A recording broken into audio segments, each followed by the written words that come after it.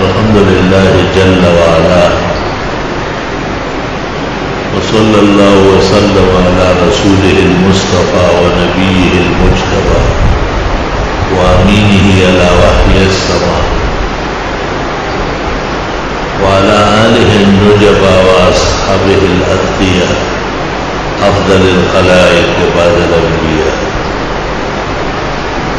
ومن بهديهم اقتدى وبآثارهم اقتفى من المفسرين والمحدثين والفقهاء إلى يوم الجزاء. أما بعد، فأعوذ بالله من الشيطان الرجيم.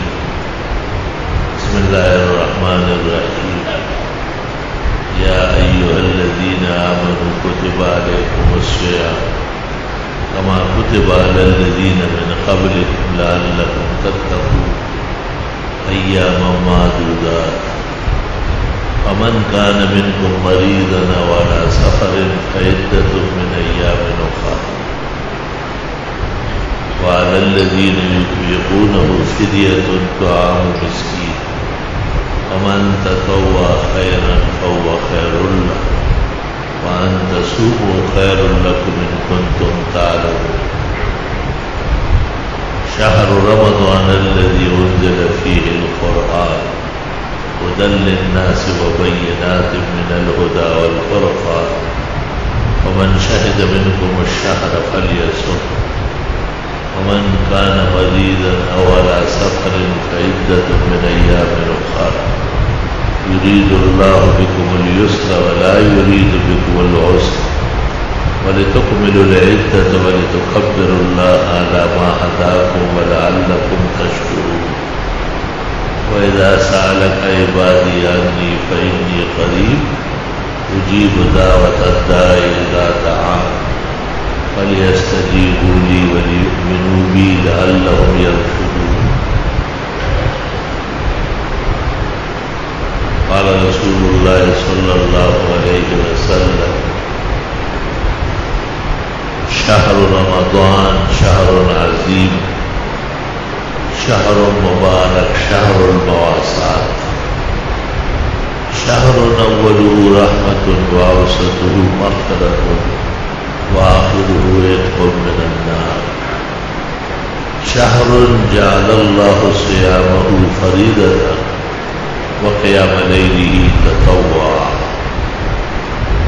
لا بد لكم فيه من أمرين: أن تستغفروا الله وأن تكسروا لا إله إلا الله.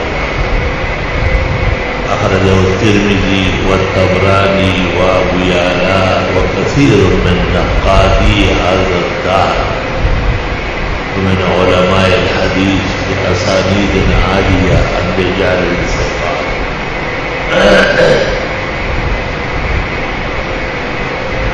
اللهم صل وسلم على عبدك ورسولك ونبيك ونجيك محمد أحمد وعلى آله وأصحابه وبارك وسلم. رمضان شریف کا محترم اور مکرم مہینہ جو اللہ نے خوش قسمت مسلمانوں کو نصیب فرمایا، اور انہوں نے اللہ تعالیٰ کی رضا اور خوشنودی کے حصول کے لیے کما حق کہو اس کے آداب اور تعظیم بجا لائے۔ رمضان شریف کے 3 عمل ایسے ہیں جو تمام اعمال میں سربلند ہیں۔ ایک تو مہینہ بھر کے روزہ رکھنا جو اصل الاصل ہے اور غرض اعظم ہے اور روح الروح اعمال۔ اللہ تعالیٰ نے پورے سال میں ایک مہینے کا روزہ اپنے عباد مکلفین پر فرض فرمایا،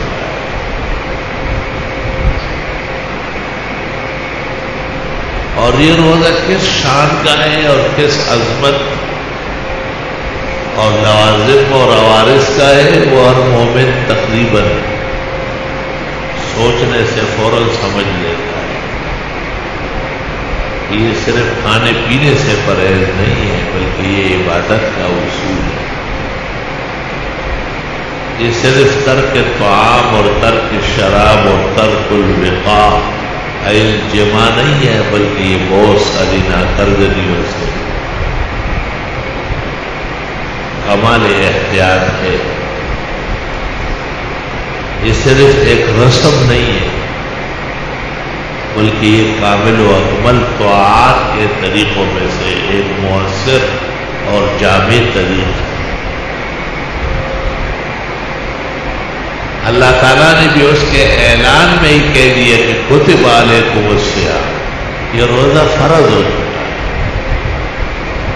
فرائض تو بہت قطعی چیز ہوتی ہے، کہتے ہیں ایمان اور فرض قطعی برابر چلتے ہیں، اس لیے فرائض کا تعلق مومن سے ہوتا ہے، غیر مومن پر نہیں ہوتا۔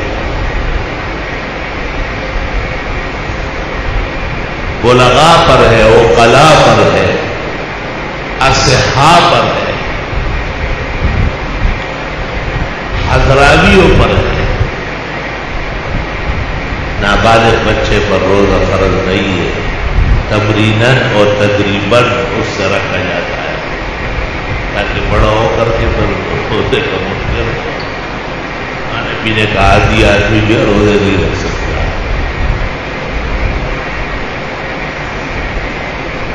اور عاقل تو اس لیے کہ مجنون مضبوط الحواس ہے اور مرفوع القلم ہے، اس پر احکام شرع لاگو نہیں ہے۔ اور حضراوی اس لیے ضروری ہے کہ سفر میں اجازت آئی ہے روزہ نہ رکھنے کی، اور اصحاء صحیح کی جمع ہے کیونکہ بیمار کو بھی اجازت ہے۔ ایسا مرض ہے کہ روزہ رکھنے سے بڑھ سکتا ہے یا خطرہ موت پیدا ہو سکتا ہے، تو فقہاء کہتے ہیں کہ اس مرض میں روزہ رکھنا وہ عزیمت ہے یا رخصت، قولان مشہوران لأہل العلم والفقہ، لیکن درست اور صحیح بات یہ ہے کہ اگر تحمل ہے تو روزہ رکھنا اصل ہے،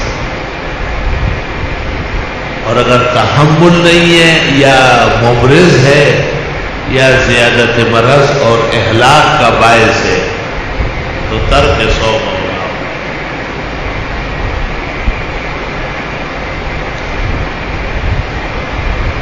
روزہ فرض ہے، اللہ تعالیٰ نے اس کو فرضیت کا مقام دیا ہے۔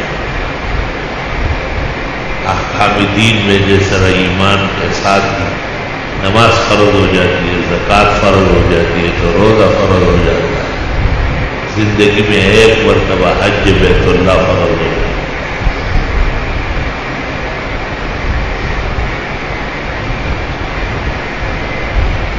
ایک حیثیت رمضان شریف کی یہ فرضیت قطعیت اور یقینیت کے ساتھ،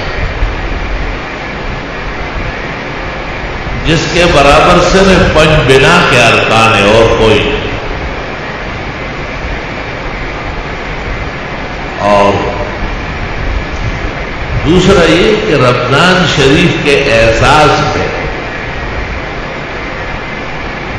رمضان شریف کے احترام میں ایک نماز تجویز ہوئی ہے 20 رکعت جو باجماعت پڑھی جاتی ہے مال وتر۔ یہ صرف رمضان المبارک کی خصوصیت ہے، رمضان شریف کے علاوہ کسی بھی بڑے سے بڑے دینی فرد کو اجازت نہیں کہ وہ 2 رکعت نفل جماعت سے پڑھ لے۔ حنفیہ کے یہاں نوافل کی جماعت علی التدائی قطعاً حرام ناجائز۔ صلاۃ تسبیح کی جماعت کیا ہوگا؟ غلط گناہ کبیرہ۔ رمضان شریف میں صلاۃ تسبیح کے نام پر لوگ گناہ کبیرہ کے مرتکب ہو گئے۔ گناہ کبیرہ جیسے زنا کرنا، شراب پینا، چوری اور ڈکیتی کرنا، یہ سب گناہ کبیرہ ہے۔ اس طرح نفلوں کی جماعت بھی حرام نہ جائے۔ حرمین شریفین زادهم اللہ حفظا و سلاما ورزقنا اللہ الحضور فیہما للحج والعمرہ او للزیارہ مع الذین نحبهم ومع الذین یحبوننا بتوفیق رفیق وفرصت صالح.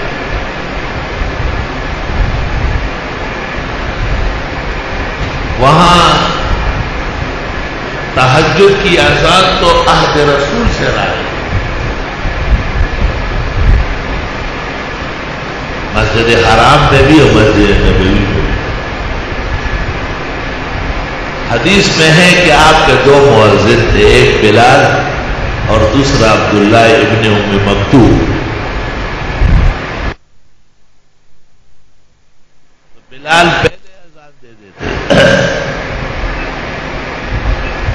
اور عبداللہ ابن ام مکتوم نیچے بیٹھے رہتے. لوگ ان کو کہتے اصبحت، صبح تو ہو گئی ہے، تو پھر وہ اذان شروع کرتے.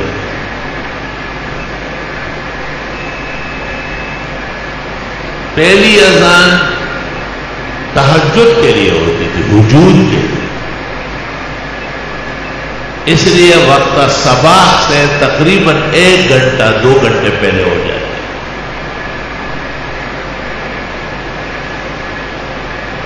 صبح صادق داخل ہونے سے پہلے تفسیر کے ساتھ 12 رکعت پڑھی جائے، پورا سال.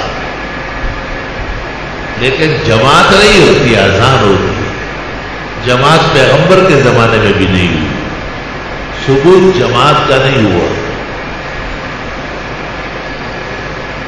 اس لیے علماء کہتے ہیں کہ حرمین جو لوگ جاتے ہیں وہ 5 کی جگہ 6 نمازیں پڑھا کرتے. جب وقت تہجد اذان حرمین ہو جائے تو اگر حرمین آ نہیں رہے تو چلو ہوٹل میں پڑھ لے، مگر ایسا نہ کرے جیسے وہ پاکستان میں کرتے اور بدنصیبی ہمیشہ دکھاتے. ہاں نظام علیحدہ. وہاں کی شان و شوکت کا تشکر یہ ہے کہ رفقا سے پہلے دن سے بات کر لیں کہ یہاں پر تہجد کی اذان ہوتی اور پورے جہان میں جائز نہیں یہاں ہوتی. اور یہاں ہم کوشش تو کریں گے حرم شریف جانے کی، لیکن اگر وقت مختصر ہوا تو اپنے کمرے میں ہی تہجد کی 12 رکعت پڑھے اور پھر 3 رکعت وتر پڑھ کر اور فجر کی نماز کے لیے تو یقیناً حرم جانا ہے. یہ ضروری امور میں شامل کریں گے تو آپ کے رفقا کیا کریں، ورنہ کمرے کے ساتھی یا سفر کے ساتھی وہ سانپ اور بچھو ہوتے ہیں، وہ نہ کریں گے اور نہ کرنے دیں گے.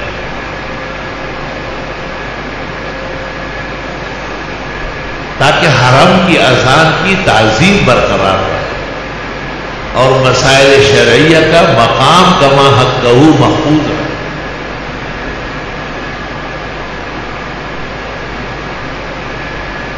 حرمین شریفین میں وہ قیام اللیل کی جماعت کرتے ہیں اور وہ اذان کے پابند بھی کہ اس سے پہلے بھی کر لیتے ہیں. یہ بہت نامناسب بات ہے.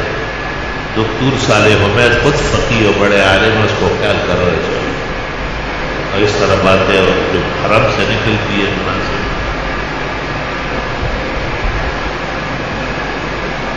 بہت سارے مسائل وہاں بھی پیش آتے ہیں اور تن فوقتاً طریقے سے گزارش کرنی پڑتی ہے. گزارش کرنے کے 2 طریقے، ایک اپنا بن کر جس کو خیر خواہی کہتے ہیں اور ایک دشمن بن کر بدخواہی حرام نہ جائے. اور وہ اکثر مسائل قبول کر لیتے. آج کل انہوں نے ایک کام شروع کیا ہے جس تمام حرمین غمگین ہے. جمعے کی اذان اول جو ہے وقت سے پہلے دے. اگرچہ یہ اختلاف سلف میں رہا ہے کہ زوال حرمین میں ہے یا نہیں. بعض بزرگ کہتے ہیں مالک سے منقول ہے یہاں کوئی زوال نہیں ہے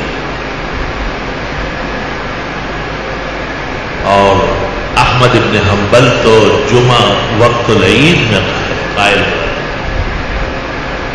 عدہ فی شرح العمدہ میں احمد کا مذہب موجود ہے جو حنابلہ کے یہاں سب سے متقن کتاب ہے، اور وہ کہتے ہیں وقت الجمعہ وقت العید. شیخ الاسلام ابن تیمیہ نے کہا ہے کہ یہ احمد کے مسائل ہیں جن پر عمل نہیں ہوا. کل کائنات کے مسلمان متفق ہے کہ وقت الجمعہ وقت الظہر، اور جب ظہر کا وقت داخل نہ ہو تو جمعے کا وقت بھی نہیں. تاہم ادلہ کی روشنی میں حرمین کے قبل الوقت اذان کی گنجائش نکل گئی. جمعے کے دن پہلی اذان وہ ذرا سویرے دے گی، اور یہ تقریباً 1 سال سے شروع ہوا ہے، اس سے پہلے کبھی ایسا نہیں ہوا. جب وقت داخل ہوتا تو اذان ہو جاتا. آگے ان کی 2 رائے ہیں. ایک رائے کے مطابق بس اذان اول کے فوراً بعد خطیب صاحب ممبر پہ بیٹھا ہوتا ہے، سلام کر کے دوسری اذان فوراً بعد. انہیں بڑی کتابوں میں دکھایا گیا ہے کہ اذان اول کے بعد سنتیں پڑھی گئی اور اس کا ثبوت ہو چکا ہے. ہمارے جمہور ائمہ علم حدیث فقہ ان کا تعامل یہ ہے کہ اذان اول کے بعد کچھ وقت دیا جائے، جو دور ہو وہ قریب ہو جائے، جو کھانے پینے میں ہو وہ فارغ ہو جائے، جو طہارت خانے میں ہو وہ صاف ستھرا ہو کہ باہر آ جائے، جو سنت مؤکدہ پڑھنا چاہے وہ مشغول ہو جائے.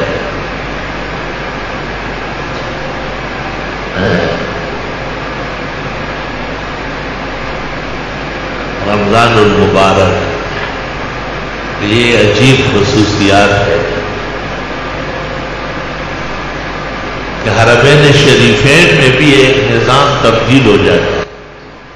20 رکعت مع الوتر ثلاث پڑھ کر پھر وہ بعد میں قیام اللیل کرتے ہیں. اب ایسے اختیاری صاحب دیکھ کر امام کھڑا ہو جاتا ہے.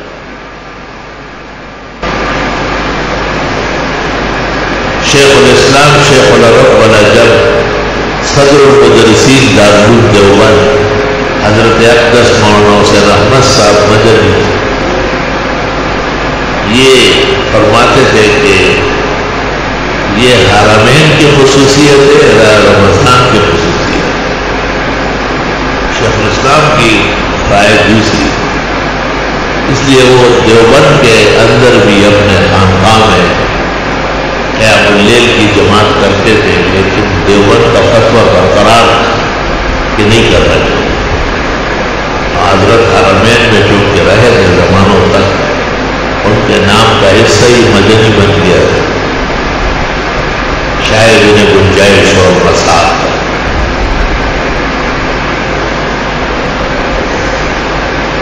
رمضان المبارک میں پورے عالم کے مسلمانوں کو تراویح نصیب ہوتی ہے. 20 رکعت کچھ بد نصیب ہے وہ بارگاہ الہی سے پٹا پٹائے فقہ اور فقہاء کے دشمن. انہیں اللہ نے حرمین کا بھی بدخواہ بنایا ہے اور سر صحابہ کا بھی اور ائمہ کا بھی. وہ لوگ 8 اور 10 اور 12 کی باتیں کرتے وہ سب خرافی اور اہلیان بدعت ہے. اعتقادی بدعتی یہی لوگ.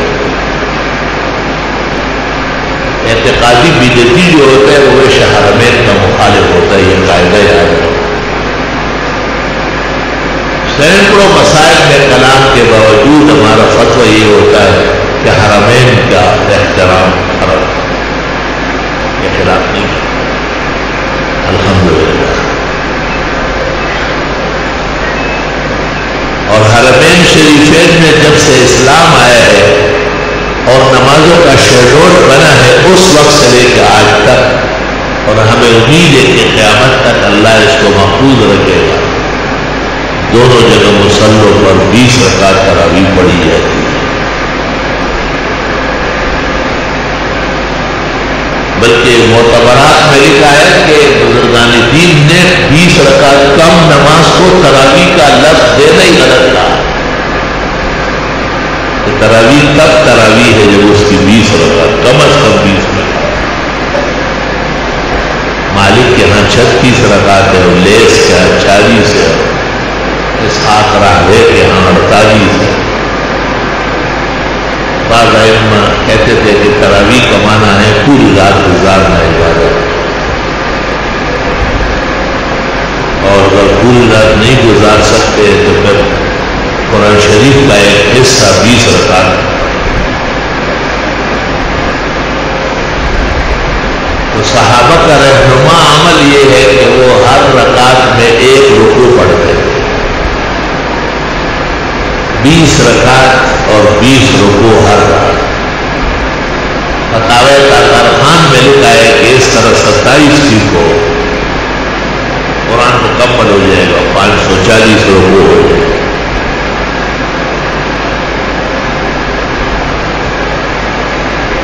اس لیے فقہاء نے یہ بھی لکھا ہے کہ بغیر ضرورت کے تراویح کا ختم 27 سے پہلے یا بعد میں کرنا مکروہ ہے. عالمگیری میں کراہیت لکھی. والناس عنها غافلون والمولویون عنه ضدون وجاہلون. یہ ضد و عناد سے بات نہیں ہے، تو ضد و عناد مال جہل ہے. ایک آدمی آیا کہ جی میرا ختم ہو گیا. میں نے کہا ختم تو 27 کو چھوڑنا تھا، آپ نے جلدی کیوں؟ تو میں نے کہا اسی کو تو کراہی رکھتے. اگر کوئی مر رہا ہوتا، جی رہا ہوتا، آنا جانا ہوتا پھر اس بات تو حیران رہے گا. مجھے کہتے ہیں میں نے تو آج سنا. میں نے کہا آپ نے نہیں سنا ہے تو جا ہے، مسئلہ تو اپنی جگہ زندہ موجود ہے. کہ صحابہ، تابعین، اتباع، یہ سارے بزرگ ختم تراویح 27 کو.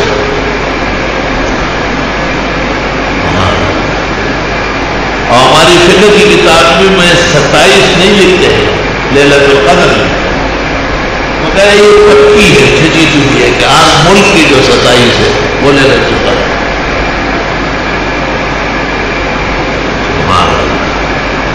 زبان خلق کو ننگار ہے خدا سب. اللہ تعالیٰ کا لاکھ لاکھ شکر و کرم ہے. اکثر جگہ مسلمان اہتمام کرتے ہیں. اصل زندگی تو یہ ہے کہ اپنے اکابر و بزرگوں کی نظر عنایت میں گزرے.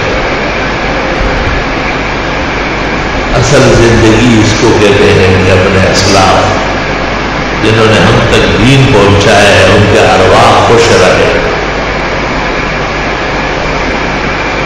کمال کی زندگی یہ ہے کہ ایک بال برابر بھی ان کے خلاف نہ کیا.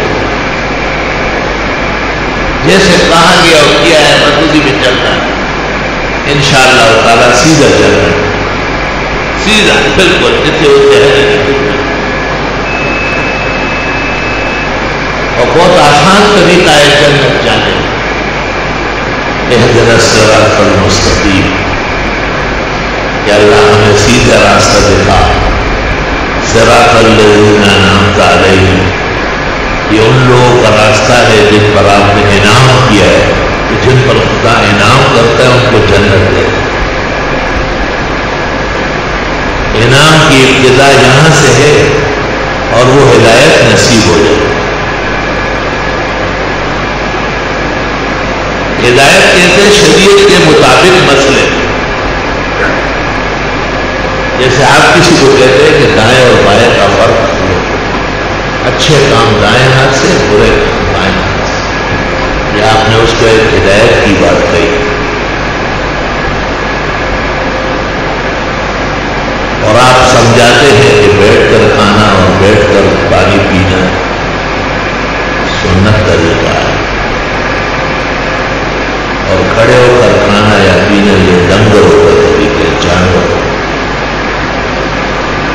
کوئی زندگی جو ہے نا بڑے مجمع میں کھڑے ہو کے کہے کہ یہ بھی سنت ہے.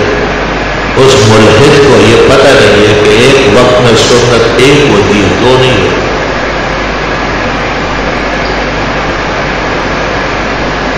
اس لیے حنفیہ کہتے کہ آمین آہستہ کہنا سنت ہے، اگر زور سے کہنا جائز بھی ہے تو فرماتے سنت ایک وقت میں ایک ہو، دو نہیں ہو۔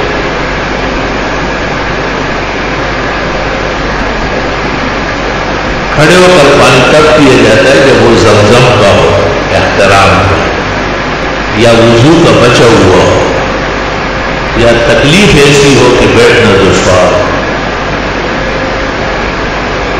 اس کے بغیر کھڑے ہو کر اور لوگوں کو یہ ترغیب دینا کہ یہ بھی سنت ہے، پیغمبر پر تہمت ہے، اختراع و چال سازی ہے نبی اور انبیاء جو امتی کو زیب نہیں دیتا۔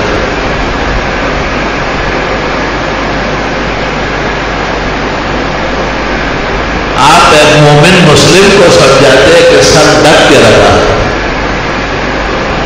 اس میں آپ خوفزدہ کیوں ہو؟ اسلام تو 1400 سال سے ڈھکا ہوا ہے، ننگے سریوں نے کوئی کارنامہ انجام نہیں دیا، یہ تو ہمیشہ مخرج رہا ہے، بیٹا ہوا ہے۔ تو ہر مسئلے میں بھی آپ کو خوف ہے، وہ قابل رحم ہے جو ابھی تک ننگے سر پھر رہا ہے، اور آپ اس کو کہیں صرف نماز نہیں، گاڑی چلاتے ہوئے بھی سر رکھو، دکان میں بیٹھے بھی سر رکھو، کمانڈ کرتے ہوئے اپنے ریجمنٹ کا سر رکھو، سارے عہدے جو دنیا کے ہیں وہ سنتوں کے نیچے، سنت نبی کی ادا ہے، نبی جیسے کوئی نہیں، ان کی اداؤں جیسے کوئی نہیں۔ خاتون کا سر ڈھکنا فرض ہے اور مرد کا سر ڈھکنا سنت۔ خاتون کا اگر سر کھل گیا نماز میں تو نماز فاسد ہو جائے گی، اور مرد کا اگر سر کھلا ہوا ہے تو ثواب نہیں ملے گا۔ خلاف سنت کام کا ثواب نہیں ہوتا، ثواب سنت سے ملتا ہے۔ اہدنا الصراط المستقیم، آپ کو راستہ صاف کرنا پڑے گا۔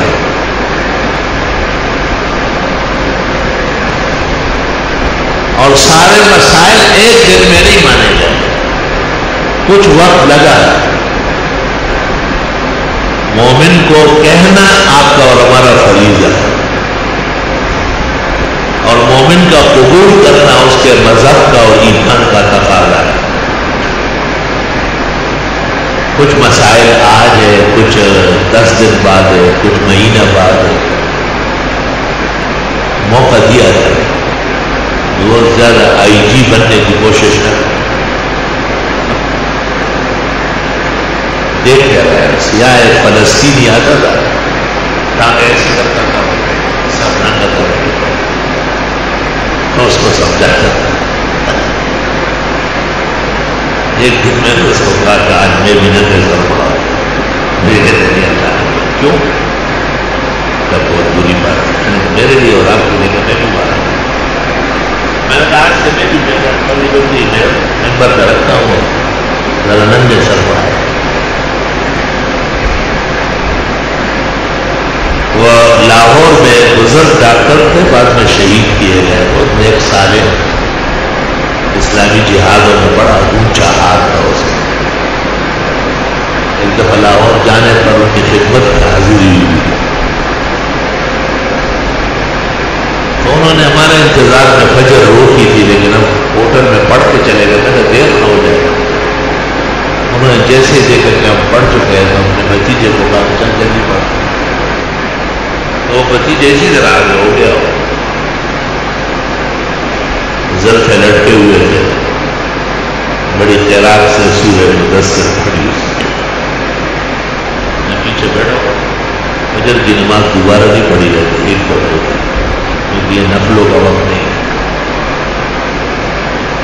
نماز کے بعد جیسے اسے سلام دیا تو ڈاکٹر صاحب نے سب کو مجھے کہا حضرت میں نصیحت کرو۔ میں نے کہا آپ کب سے اہل حدیث؟ 300-400 سال سے۔ میں نے کہا ابھی آپ نے نماز پڑھی ہے، قبلہ رخ بیٹھے ہیں اور اللہ کے خاص تعبد کی شان میں آپ کلمہ پڑھ کے کہیں آپ کی نسل میں نسب میں آپ کو کوئی غلطی سے یاد ہے کہ کسی نے امامت ننگے سر کی؟ اس نے کہا نہیں کبھی نہیں. بے شک لوگ ننگے سر ہوتے لیکن جب امامت کا وقت آتا ہے تو سر کرتے ہیں. میں نے کہی آپ کا بھتیجا کیوں ننگے سر پڑا؟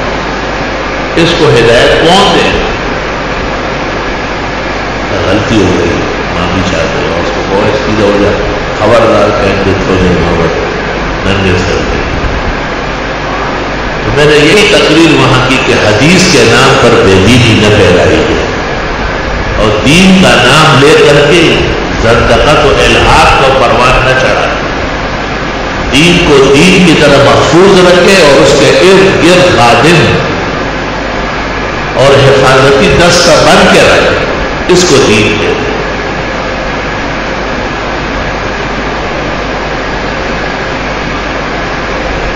ظہیر الدین بابر جب کابل سے روانہ ہوا ہندوستان جا رہا تھا تو پشاور کے قریب میں کوئی چھوٹی ریاست تھی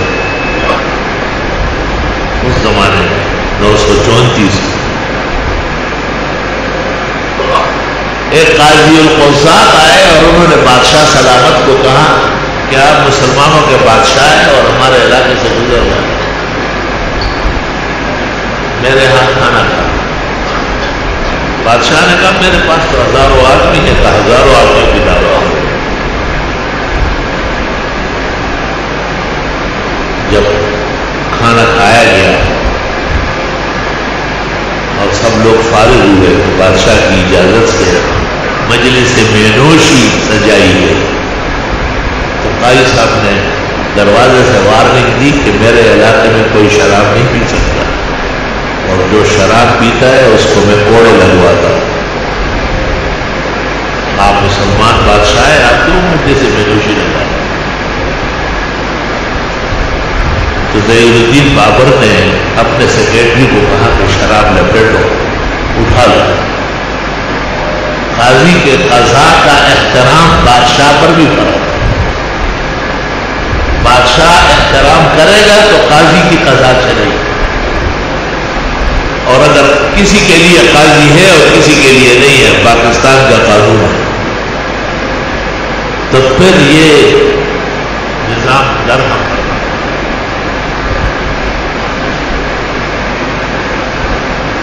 تو سیکرٹری نے پوچھا کہ رکھوں یا گراؤں, کہ یہ فیصلے بھی قاضی صاحب سے کریں. قاضی صاحب نے کہا کہ جب شراب حرام ہوئی, بخاری شریف میں ہے کہ تمام لوگوں نے اپنے اپنے گھروں سے باہر پھینکا, اور بخاری میں یہ لفظ موجود ہے کہ وکانت الخمر تسیل فی سکک المدینہ, شراب پانی کی ندی کی طرف گلیوں میں بہہ رہی. بادشاہ نے حکم دیجیے کہ توڑ دو.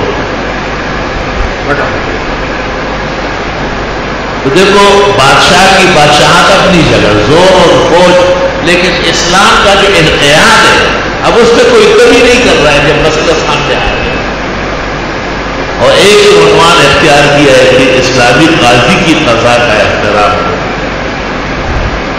بادشاہ اس کا احترام کرے تو جہاں کرے اور قضا مؤثر ثابت.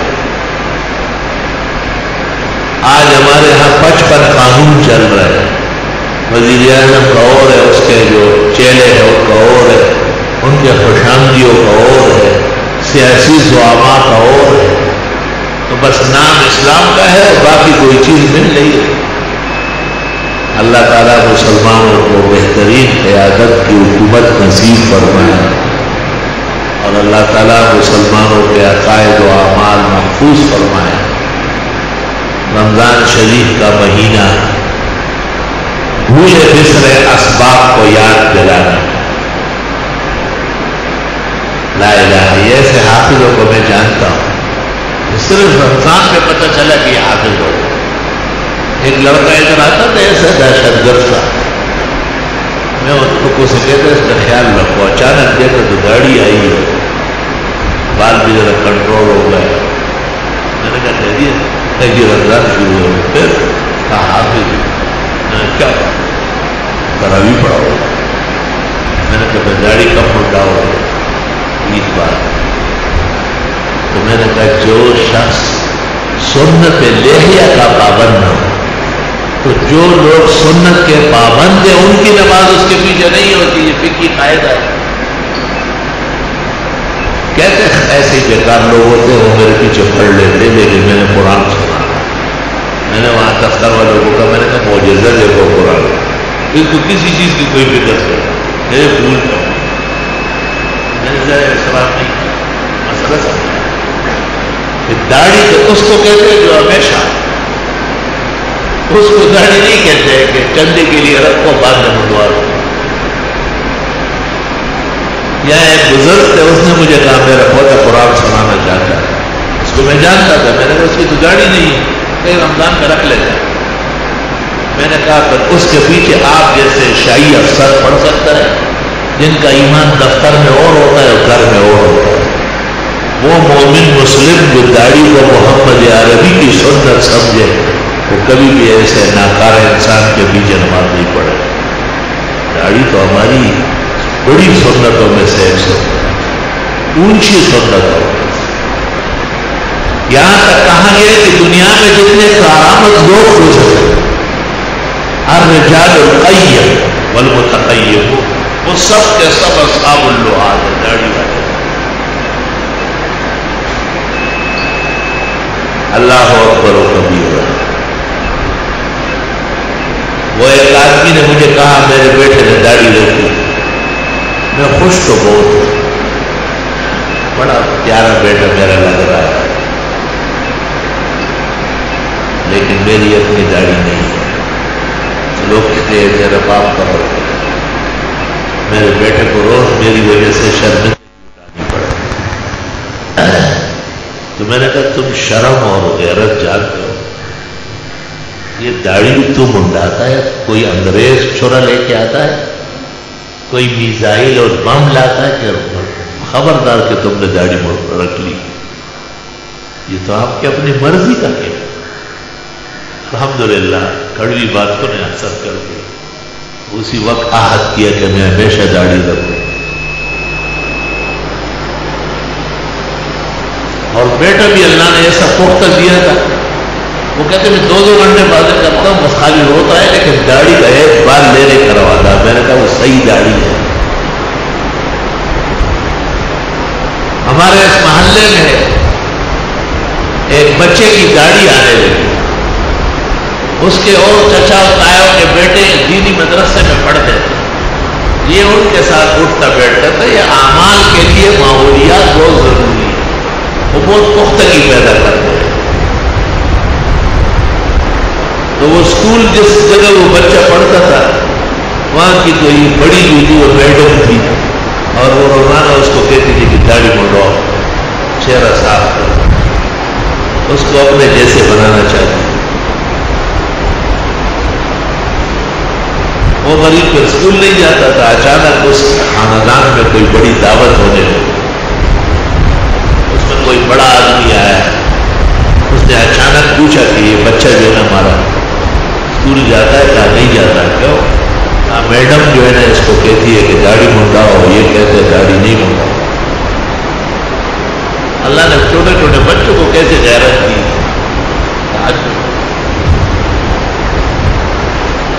اس نے اپنے سیکرٹری کو بلایا کہ میڈم کا نام لکھو اور اسکول کا پتہ نوٹ کر لو. صبح ہائی کورٹ سے اس کو نوٹس بھجواؤ کہ پاکستان میں یہود کو اپنے مذہب پر عمل کی بالکل اجازت ہے، قادیانی جیسے باقی فرقے کو اجازت ہے، ہندو اور سکھوں کو اجازت ہے. ایک مسلم بچے کو اپنے رسول اور نبی کی سنت کے مطابق داڑھی رکھنے کی اجازت کیوں نہیں؟ حالانکہ جو شخص یہ کارروائی کر رہا تھا وہ خود داڑھی والا نہیں تھا، لیکن تھا مومن مسلم. اس کو غصہ آ گیا. اس نے کہا ہم خراب ہے تو سارا جہاں خراب ہو. شکر ہے کہ ہمارے خاندان میں قوم قبیلے میں سنت کے پابند بچے پیدا ہو. میڈم کے پاس جب صبح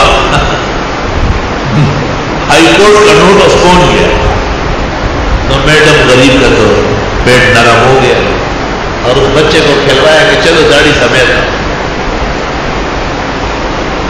میں کبھی کبھی یہاں نماز میں ہوتا تھا، میں اس کو کہتا تمہیں پتا ہے تیری داڑھی تاریخ ہے، باب دور تفسیر اور دور حدیث کا حصہ ہے، غیرت کا ایک عنوان ہے. تیری داڑھی پر کروڑوں داڑھی موقوف ہے. مومن کو غیرت مذہب پر کرنی ہے، وہ خود جیسے مومن کو اپنا دین اور اسلام ہمیشہ بلند رکھنا ہے. مومن اور مسلم دنیا کے لیے نہیں ہے، دنیا تو خس و خاشاک ہے، دنیا تو بہت چند روزہ ہے. دنیا کا وہ حصہ جو دین کا تابع ہوا، جس نے دین کی خدمت کی، وہ ہمیشہ کے لیے. ما عندکم ینفد وما عند اللہ باق. جو کچھ تمہارے پاس ہے یہ نہیں رہے، اور جو کچھ اللہ کے پاس ہے وہ ہمیشہ رہے گا. تو جو عمل خدا کے لیے کیا جائے، جو غیرت دین پر کی جائے، وہ کبھی بھی فنا نہیں ہوگا. اس کو اللہ ہمیشہ زندہ اور سلامت رکھے گا. تو میرے بھائی، اور جن کی داڑیاں نہیں ہے وہ محترم اور مقدس مہینے کے تقریب میں داڑیاں رکھیں. جن کی چوٹیاں کٹیاں پٹیاں یہ بیجا کٹتی ہے اور غلط کینچیاں لگتی ہیں، یہ کینچیوں کو بھی ذرا کھینچ لو. ایک قبضہ ایک مٹھی کے برابر رکھنا فقہاء کہتے ہیں واجب ہے. کہتے ہیں داڑھی کے ساتھ جب مومن مسلم مرتا ہے شفاعت یقینی. بڑی بات. اور بغیر داڑھی کے مرنا خطرے کی بات. ہم اس کے لیے بھی رحمت و شفاعت کی دعا کرتے ہیں اور وجوہات سے اللہ اسے معاف فرمائے. ہمارا مقام مرتبہ پکڑنے کا نہیں ہے، سفارش کرنے کا ہے. لیکن وہی لفظ پلے قدر بکی اور بات الگرانا کا زمانہ جانا نہیں. کام سارا الٹا لا الہ الا اللہ. ترمذی شریف کی روایت میں ہے انما الغیرۃ من الایمان. غیرت کا دین پر ثابت قدم رکھنا، اس کو غیرت ہے. دین کے مقابلے میں ڈٹنا قبل درجے کی بے غیرتی. جہان کا پختون اور بڑا بہادر کیوں نہ ہو، ایک دم بھی کر رہی اللہ کے. لا یزن عند اللہ جناح بعوضہ. اللہ کے ہاں مچھر کے پر کے برابر اس کی حیثیت نہیں. دین کا دشمن ہے. غیرت کہتے ہیں استقامت کو. جو مسئلہ آپ نے معلوم کیا بس الی الموت اس پر ڈٹے رہنا ہے. چھوٹا مسئلہ ہو یا بڑا ہے ہدایت. ہدایت کی 100 سے زیادہ اقسام راغب اصفہانی نے مفردات کر اور قرآن میں مستعمل. ایک لباس کو سیدھا کرنا کہ آپ کو پتہ چلا ہے کہ غلط فہمی میں ہم بٹن پٹی یا بائیں کو دائیں پہ کر دیتے. بٹن پٹی قمیض کی جس طرح ہم دائیں بائیں پر ہاتھ باندھتے ہیں، اس طرح ہماری قمیض وہ بھی مسلم ہونا چاہیے. ہمارا واسکٹ، صدری، کوٹ، شیروانی آباد. اور عجیب بات اہل علم یاد رکھے کہ اس میں کوئی دوسرا قول نہیں ہے، ایک ہی قول. لیفوق الیمنی علی الیسری. ہدایہ، فتح القدیر، عنایہ، بنایہ، جنبی، ہندی آتا تقدیر. تم نے بھی معتبرات اسلام ہے، فقہان و فتاوان سب برکت. اور ہمارے بزرگوں کو اتنا احساس ہے کہ جب مر جائے اور اسے کفن دیتے ہیں، وہاں لکھا ہوا ہے کہ اس کا کفن ذرا صحیح طرح دے دے. پہلے بایاں کپڑا لپیٹو، یہ لپیٹ دیا تاکہ دائیں اوپر آ جائے. کیونکہ یہ زندگی میں ایسا بیٹھتا تھا، یہ تو زندگی میں کیوں نہ بیٹھتا ہے، یہ ٹائی لگا تھا. یہ تو مردار کاموں میں لگا ہوا ہے. لیکن بزرگان دین اس کو سجاتے تیار کراتے ہیں اللہ کی مغفرت کے لیے، بہت بڑے دریا میں جانے والے، کوئی ساتھ دینے والا نہیں ہوتا۔ یہ مثال دے رہا ہوں کہ رمضان شریف جیسے فرض قطعی روزے کا مہینہ ہے، اس طرح تراویح جو سنت ہے اس کا مہینہ ہے، اور فرائض کو پختہ کرنے اور سنتوں کو مضبوط کرنے کے لیے پھر راتوں کو جاگنا، ذکر کرنا، تسبیحات کرنا، استغفار کرنا، خیرات و حسنات کرنا، یہ پشتی ہے، یہ پختگی ہے۔ جیسے آپ پودا لگاتے ہیں تو پھر نگرانی کرتے ہیں، ٹائم پر پانی ڈالتے ہیں، مٹی نرم رکھتے ہیں، کھاد ڈالتے ہیں، اسپرے کی کوشش کرتے ہیں کہ صحیح پودا نکلے اور وہ مراد کو پہنچے اور وہی پھل پھول نصیب ہو جائے۔ اگر آپ نے ایسا نہیں کیا تو پودے کا نام و نشان نہیں ہوگا، اس کی جگہ کوئی کیکر یا جھاڑی نکل آئے گی، آپ کے پودے کا نام و نشان۔ اگر آپ نے اولاد کی تربیت نہیں کی اور ان کو ویسے چھوڑ دیا، آپ نے اگر اپنے مال کے آمد اور رفت کو اسلام کے مطابق نہیں کیا، ہر چیز میں آپ کے لیے کانٹے پیدا ہوں گے، ہر چیز میں زہر ہوگا، ہر چیز میں آپ کو تکلیف پیش آ سکتی ہے۔ دنیا و آخرت کے عذاب سے بچنے کے لیے اسلام کا اہتمام ضروری ہے، اور اس کے مشق کے لیے اللہ رب العالمین نے رمضان المبارک کا مہینہ بھیجا ہے۔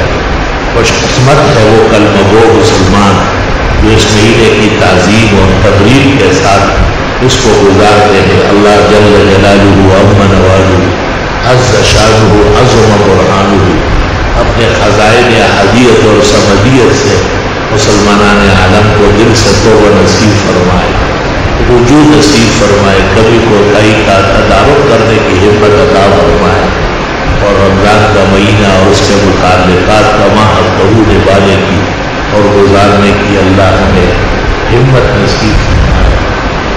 باقی آنے والے دنوں میں جب عید ہوگی انشاءاللہ تو متصل میدان میں جو خوبصورت باغ بنایا گیا اور وہاں کی انتظامیہ بڑی محبت اور قدردانی سے اس کو سجا کے نماز عید وہی پڑھی جائے گی، اور اب تو فجر سویرے ہیں، اس میں ایک دم 40-35 منٹ پیچھے ہو جائے گی، تو 8 بجے کا وقت صحیح ہے، بہت زیادہ سویرے کے کاٹنے کی کوشش نہ کریں۔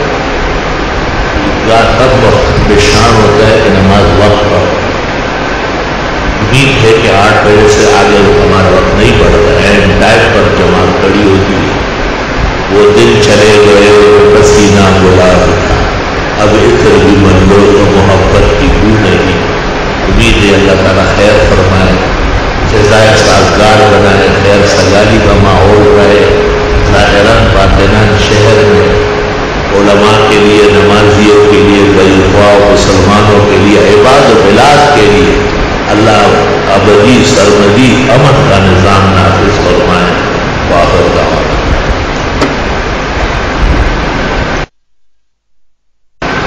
الحمدللہ رب العالمین وصلی اللہ وسلم علی رسولہ الکریم ونبیہ الامین وعلی آلہ واصحابہ اجمعین۔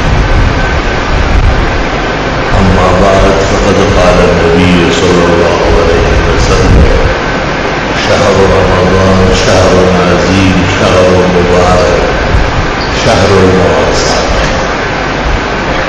شہر اوله رحمة وأوسطه مغفرة وآخره رزق من النار شہر جعل الله صيامه فريضة وقيام ليله تطوعا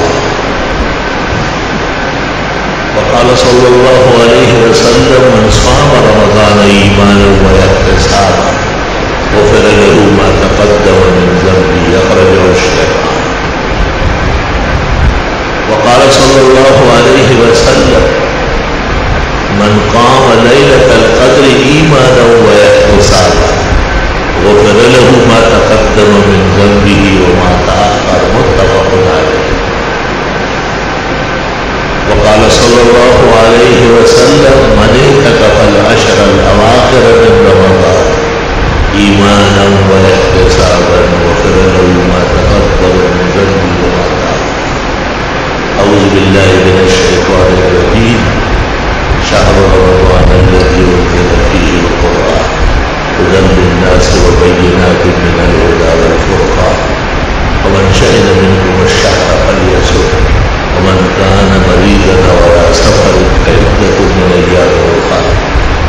يريد الله بكم اليسر ولا يريد بكم العسر ولتكملوا العدة ولتكبروا الله على ما هداكم ولعلكم تشكرون. بارك الله لنا ولكم في القرآن العظيم ونفعنا وإياكم بالآيات والذكر الحكيم. إنه تعالى جواد قدير كريم ملك البر ورب الروح.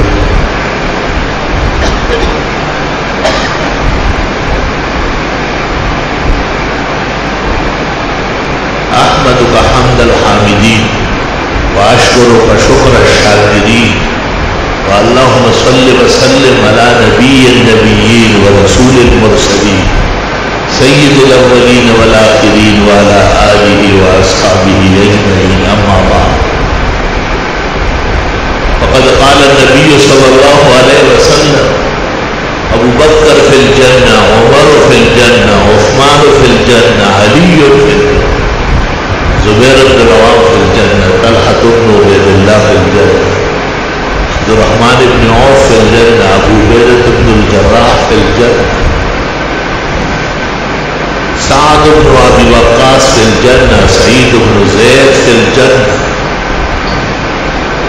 وقال صلى الله عليه وسلم خير نساء بني إسرائيل مريم وخير نساء هذه الأمة خديجة.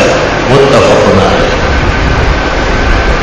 وقال صلى الله عليه وسلم فضل عائشة على النساء كفضل الثريد على سائر الطعام. أخرجه الشيخان. وقال لبنته فاطمة سيدة نساء أهل الجنة. رواه البخاري.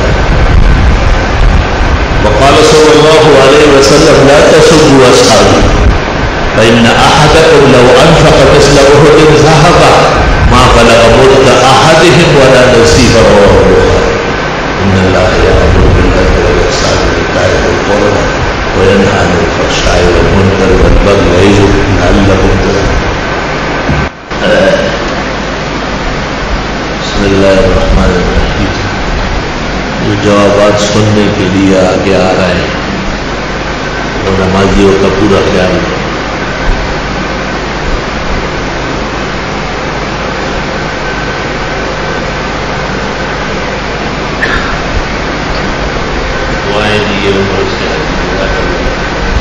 ایک عورت کے خاون فوت ہو گئے اور ان عورت کے دو لڑکے کراچی میں ایک گاؤں میں جس وقت خاون فوت ہو رہا تھا اور جدھر تھی وہاں عدت گزارنا چاہیے.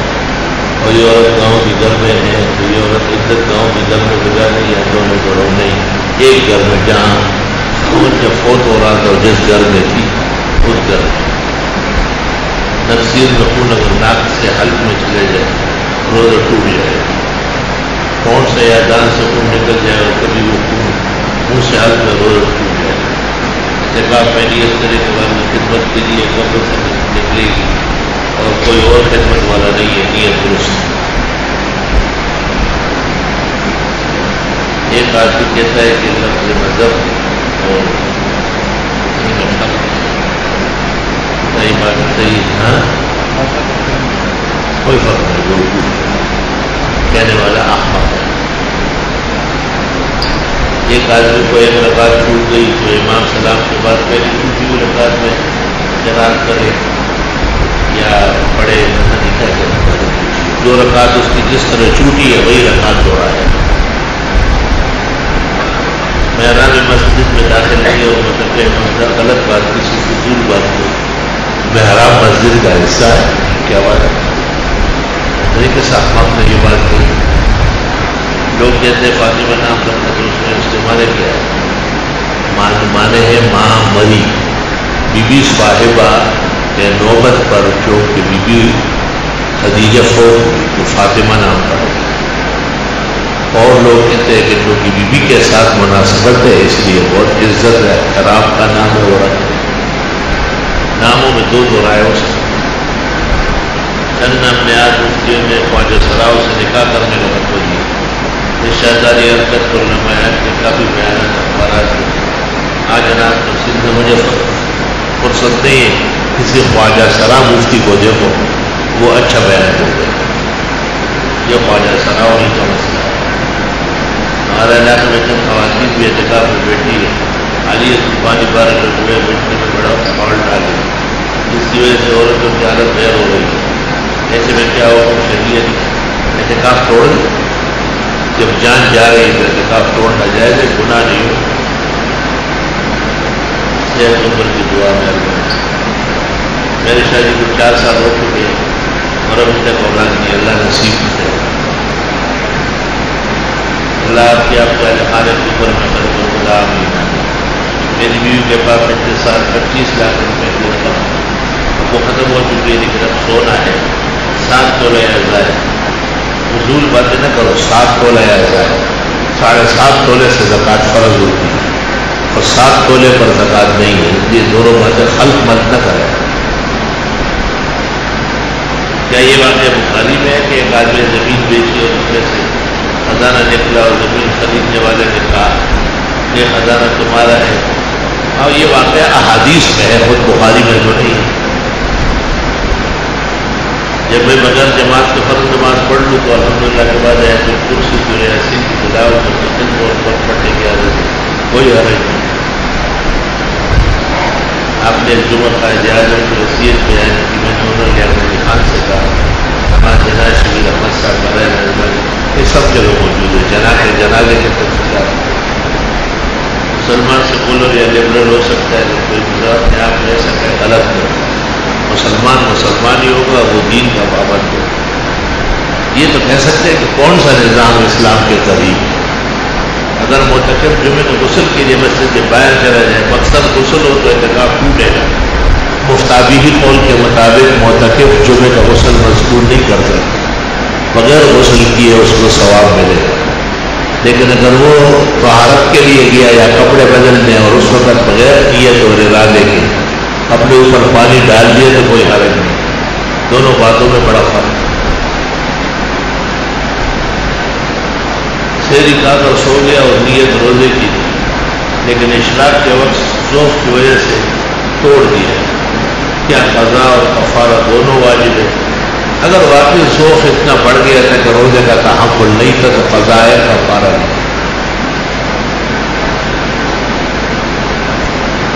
معتکف طالب علم مجبوری کی وجہ سے بس سے باہر خانے میں کپڑے دھو سکتے ہیں.